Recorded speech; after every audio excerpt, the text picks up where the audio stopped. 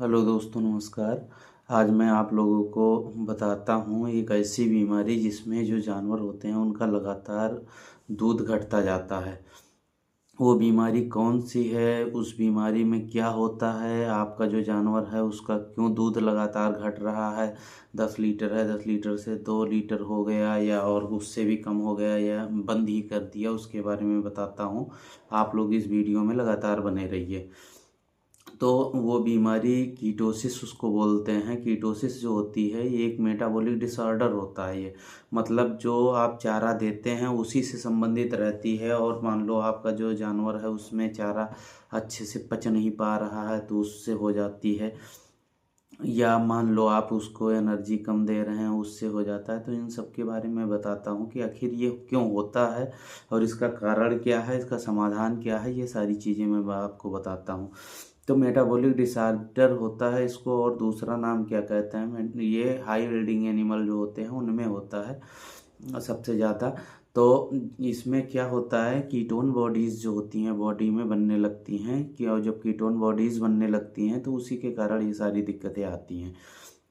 तो अब मैं आप लोगों को बताता हूँ कि जो कीटोसिस होती है जिससे दूध घटता है ये क्यों होती है। तो इसमें जब आप लोग राशन देते हैं उसको, मान लीजिए कार्बोहाइड्रेट दे रहे हैं, फैट दे रहे हैं या प्रोटीन दे रहे हैं, तो उसमें मान लीजिए आपका जो राशन दे रहे हैं वो कम दे रहे हैं, तो उससे क्या होगा, जो जानवर आपका दूध तो लगातार दे रहा है, ये जो बीमारी है आप लोगों को सबसे पहले ये बता देता हूँ कि ये किन में होता है। तो ये फीमेल में होता है, मतलब जो मादा पशु होंगे उनमें होगा, गाय भैंस भेड़ बकरी सब में हो जाता है ये। तो और ये जो होता है 3rd से 5th लैक्टेशन जो होता है सबसे ज़्यादा उसी में होता है। और जो जानवर सबसे ज़्यादा दूध देते हैं, जैसे मान लो 10 लीटर दे रहे, 15 लीटर दे रहे, उनमें होता है सबसे ज़्यादा। और इसमें दूध की उत्पादकता जो होती है, ये मान लो 10 लीटर दे रहा है तो ये 2 लीटर 2.5 लीटर पे भी आ जाएगा या जीरो भी हो सकता है। मतलब इसमें जो मिल्क प्रोडक्शन होता है वो 100 से लगभग 25 से 100% तक भी पूरा घट जाता है। तो इसलिए ये आप लोगों को जानना बहुत ज़रूरी है कि ये क्यों घट जाता है दूध, रियल में होता क्या है इसमें, और आप लोग उसको कैसे बचा सकते हैं। तो ये सारी चीज़ें मैं आज आप लोगों को बताना चाहता हूँ। तो जो ये होता है हाई यील्डिंग एनिमल में तो होता ही है, इसमें नुकसान भी हो जाता है।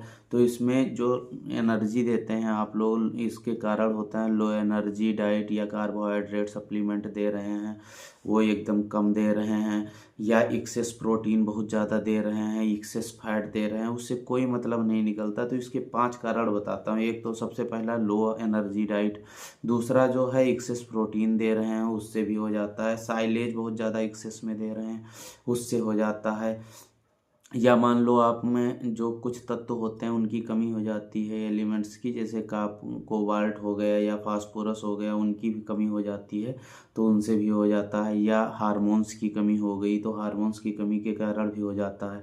लेकिन मान लो ये लगातार घट रहा है तो इसके साइन क्या आएंगे, आप कैसे पहचानेंगे कि मेरे जानवर को कीटोसिस हो गया है। तो उसके लिए जो कीटोसिस होती है ये 2 तरीके से आप पहचान सकते हैं। एक तो डाइजेस्टिव कारण होता है, और दूसरा जो होता है वो नर्वस कारण होता है, नर्वस साइन आने लगते हैं।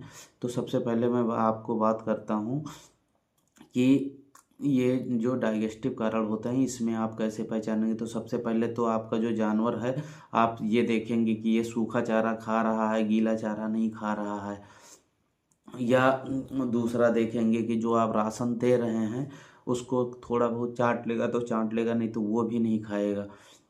और दूसरी चीज़ उसकी जो गोबर देखेंगे आप, गोबर थोड़ा हल्का टाइट महसूस होगा आपको और चिकना चिकना रहेगा, उसके ऊपर म्यूकस की कोटिंग आ जाएगी।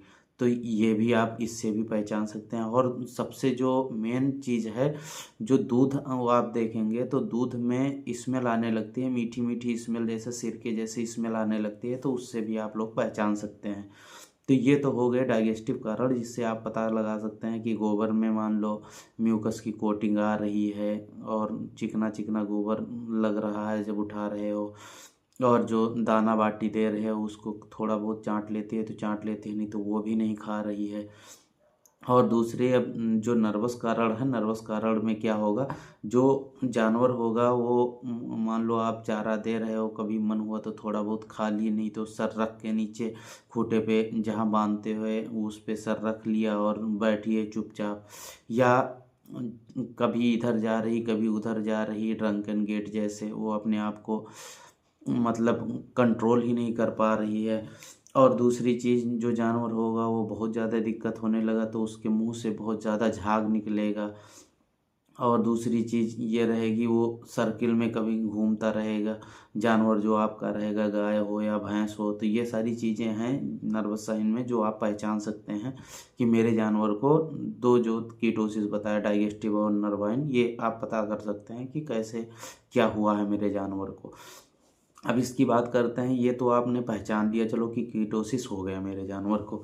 अब आप लोग इसके इलाज में अगर मान लो आप लोग डॉक्टर को बुलाते हैं, या मान लो डॉक्टर नहीं भी हैं तो घरेलू उपचार भी बताता हूँ मैं आपको कि जो जानवर है उसमें आप कैसे इसको बचा सकते हैं, अपना जो जानवर है उसका दूध को कैसे इंक्रीज कर सकते हैं। तो अगर सबसे पहले मैं उपचार में अंग्रेजी चीज़ों में बताता हूँ, जो आपके डॉक्टर आएंगे, वेट्स आएंगे, वो क्या करेंगे।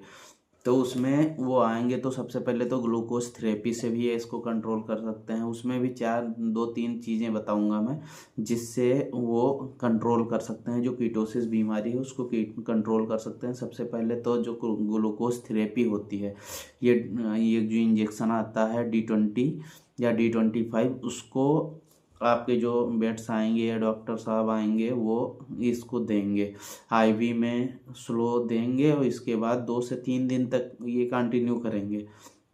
तो इससे जो ग्लूकोज की कमी हो गई है, एनर्जी की कमी हो गई है, वो आपके जानवर को पूरा हो जाएगा। और जब पूरा हो जाएगा तो धीरे धीरे फिर स्वस्थ होने लगेगा। और फिर ग्लूकोज प्रिकर्सर्स भी दे सकते हैं, जैसे इनरडाइना आता है जिसमें सोडियम प्रोपेनेट होता है, वो भी दे सकते हैं। ये 50-50 ml, अगर बहुत ज़्यादा दूध दे रही है तो 100-100 ml, नहीं तो 50-50 ml सुबह शाम आप अपने जानवर को दे सकते हैं। या हार्मोनल थेरेपी देते हैं, इंसुलिन का इंजेक्शन आता है, वो 0.5 से दे सकते हैं। और उसमें लेकिन जब इंसुलिन का देते हैं ये सबकट देते हैं, मैक्सिमम टाइम तो सबकट देते हैं, कभी कभार आईवी भी दे देते हैं।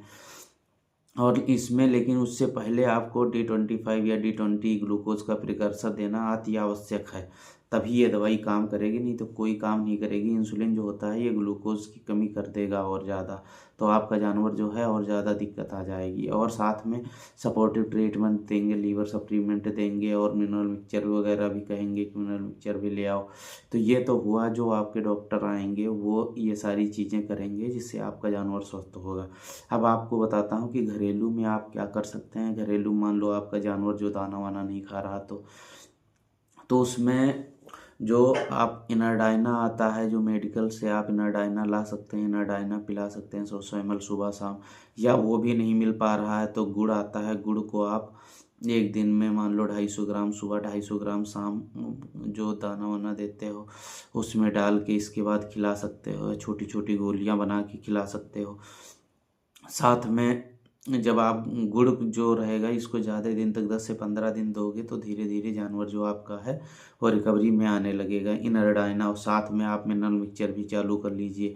एक लीवर सिरप जो आती है, ब्रूटान नाम से लीवर सिरप ले आइए, ब्रूटान ले आइए, हिफावेज ले आइए, बहुत सारी आती हैं लीवर टॉनिक जो लीवर की सप्लीमेंट के लिए। ये सारी चीज़ें जब आप खिलाओगे तो धीरे धीरे जो आपका जानवर है रिकवरी में आ जाएगा। अब ये तो हुआ कि आपका जो जानवर है उसको इलाज आप मान लीजिए कर लिए, लेकिन अब दोबारा ना हो उसके लिए आप क्या करेंगे।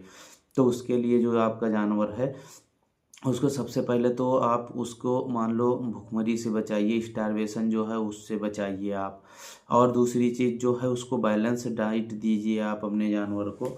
और ओवर डाइट मत दीजिए कि आप ज़्यादा दूध देंगे, ये मानसिकता बनी रहती है पशुपालकों में कि ज़्यादा दूध देंगे मतलब ज़्यादा दूध के लिए ज़्यादा चारा खिलाने पड़ेगी। ये सब कुछ नहीं होता, ये भ्रम होता है। वो जितना उसका पीक होगा वो उतना ही देगी। तो इसलिए आप बैलेंस डाइट दीजिए, और इसके चक्कर में मत पड़िए कि बहुत ज़्यादा अगर देंगे तो बहुत ज़्यादा दूध देगी। बस उसका जो डोज है उतना ही दीजिए, आप चारा खिलाइए। और उसमें एक मिनरल मिक्सचर ले आइए, उसमें आप अपने डाइट में मिला लीजिए जो बैलेंस डाइट दे रहे हैं आप। और उसमें फास्फोरस और कोबाल्ट ज़रूर होना चाहिए, तभी ये अच्छे से काम कर पाएगा। और साथ में अपने जानवर को थोड़ा बहुत टहला दीजिए कीजिए, क्योंकि रेगुलर एक्सरसाइज होती रहेगी तब भी मसल सही रहेंगी। तो जो कीटोन बॉडीज़ बनती है ये मसल्स में चली जाएंगी, तो उससे भी आराम मिल जाएगा आपके जानवर को। और भीतर से बचाइए, जैसे बहुत ज़्यादा ठंडी आ रही है या बहुत ज़्यादा गर्मी पड़ रही है, तो इनसे भी अपने जानवर को बचा के रखिए। और अगर आप लोगों को ये वीडियो पसंद आता है तो एक प्यारा सा कमेंट करिए कि आपको ये वीडियो कैसा लगा, और आपको किस टॉपिक पे वीडियो चाहिए ये भी आप ये कमेंट सेक्शन में जाके बता सकते हैं, उस पर मैं अगला वीडियो बना दूँगा। और ये लाइक और सब्सक्राइब करना ना भूलिए। थैंक यू, धन्यवाद।